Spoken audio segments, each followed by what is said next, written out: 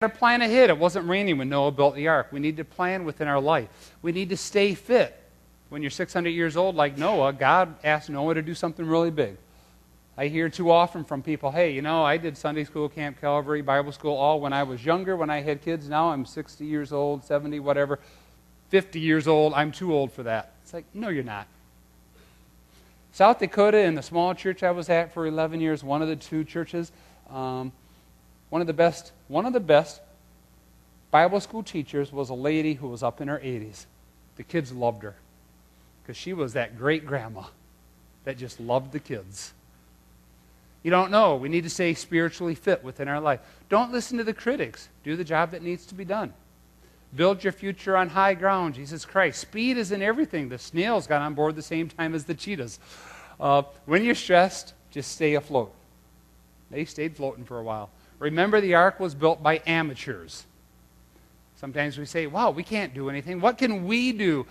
The lady that got the Jesus Loves Kalamazoo going on a few years ago, Julie is her name, I don't think she, in her wildest dream, had any idea it would grow to the magnitude that it is this year. The ark was built by amateurs. No matter what the storm, when you are with God, there's always a rainbow. Isn't that wonderful? Well, then we looked at Job. Job had a storm in his life. Job lost his finances, his family, his friends, but he didn't lose his faith. If you've never read the story of Job, read it in the Old Testament. He lost everything. He was the Bill Gates of that day. He lost it all, but he didn't lose his faith. He was able to say, I know that my Redeemer lives. I know that my Redeemer lives. I think that's a lesson for all of us, that we are called to learn as men of excellence to trust God's sovereignty in the midst of our loss or our prosperity. Either one, to trust God's sovereignty. The next week we looked at Joshua. If you remember, Joshua served under Moses as the Hebrew people were going from the land of Egypt into the land of Israel. And for 40 years, Joshua sat underneath Moses as he learned. He became one of the military leaders. Joshua and Caleb were the two spies out of the 12 in the beginning of the 40 years that when they went into the land, they came back and Joshua and Caleb said, we can conquer the land. But the other 10 said, we can't do it. We're not strong enough. They weren't trusting God. Joshua trusted God. Well, if you remember, if you were here that week, we looked at the fact that Joshua listened. He heard. There's a passage that says that when Moses was in the tabernacle, he left the tabernacle, the place of worship, but Joshua stayed in worship. He stayed in worship. How many of us don't want to? If I tend to go more 10 after, quarter after 11. How many of you maybe at times don't get anxious about 11 o'clock? It's time to go. As we talked about last week, we play church.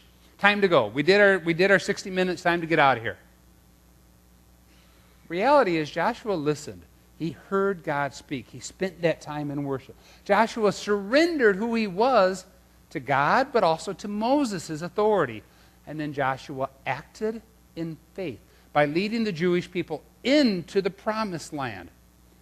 And at his elderly age, he was in the battles, and he was fighting. Again, like Noah being older, Joshua was older. Moses, we didn't talk about Moses, but Moses, we all know, was older, 80 years old. Age doesn't matter when God calls you into service. Gideon. 2 weeks ago, we looked at Gideon. Gideon, if you can recall, is during the time when the Jewish people, the Hebrew people, move into the land of Israel, and before they start to have kings. It's the time of what they call the time of the judges. During Gideon's time, the people were worshiping the Baals and the Asherah. Two very sexual gods of the day. Well, Gideon was called by God to tear down the altar to Baal, to tear down the Asherah pole. And then to lead not 30,000 Jewish people against the Midianites of 30,000 plus, but to lead 300 Jewish soldiers against the 30,000 plus Midian soldiers. And the Midianites, if you can recall, were for 7 years, they were coming and taking all the crops of the Jewish people. This was the original 300. Not the one from the movie 300. Some of you maybe saw that movie a few years ago.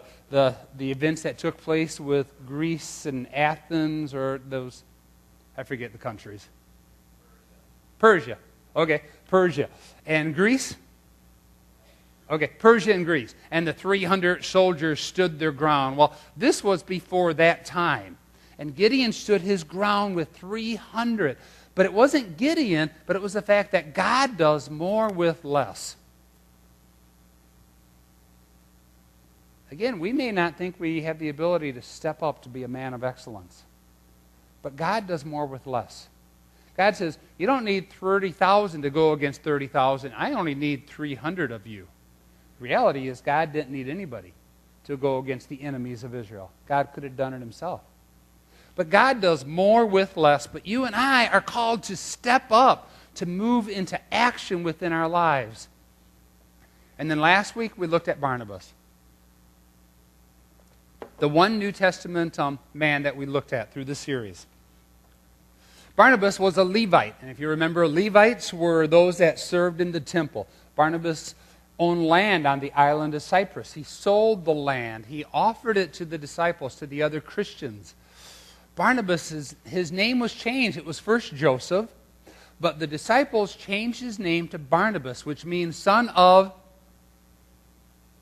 Oh man, I didn't get much response last week on this one either. Son of... Encourage. Okay, one more time. Son of... You guys are dead again this morning. Son of encouragement. Barnabas was an encourager to those around him. To be a man of excellence, you and I need to be the cheerleaders of our family. We need to be the cheerleaders of our children. We need to be the cheerleaders of our parents. We need to be the cheerleaders of our wives. To be a man of excellence. What did Barnabas do? He gave all of himself. He gave his land. He ended up giving his life to go on different missionary journeys.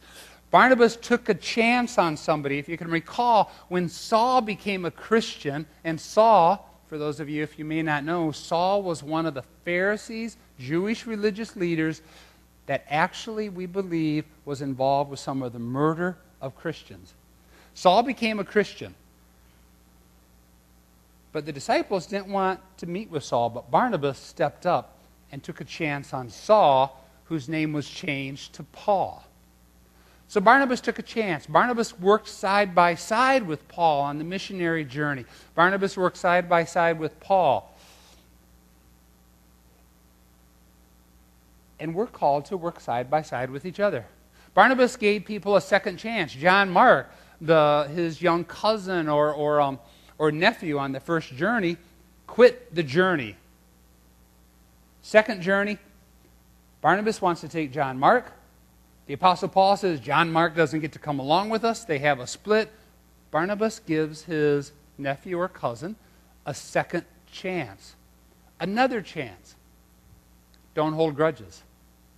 Besides having people ask me for sermon notes, a second thing that I love hearing throughout the week, and not just me, but any teacher, preacher loves hearing, is when somebody says, wow, what you said Sunday, I'm working on it.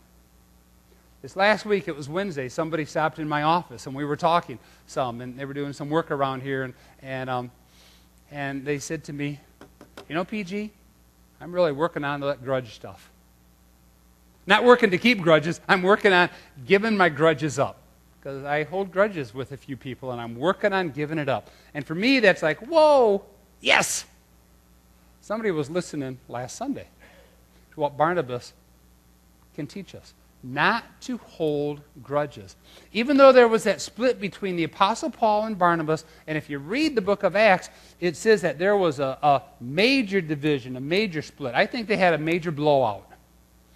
I think there were words said. I think there was yelling at each other and whatnot. It was a major blowout. But Barnabas didn't hold the grudge, and later on, he and Paul were reunited. And John Mark was reunited with the Apostle Paul. But also then we're called to teach others to be